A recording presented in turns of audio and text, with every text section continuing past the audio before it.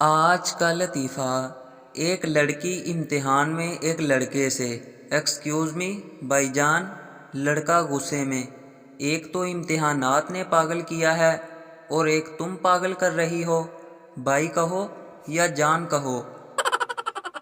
ایک آدمی نے آئی فون 14 لیا، اس کو جیب میں رکھ کے جا رہا تھا کہ اچانک اس کا پاؤں پھسلا اور وہ گر گیا اور کچھ ٹوٹنے کی آواز آئی۔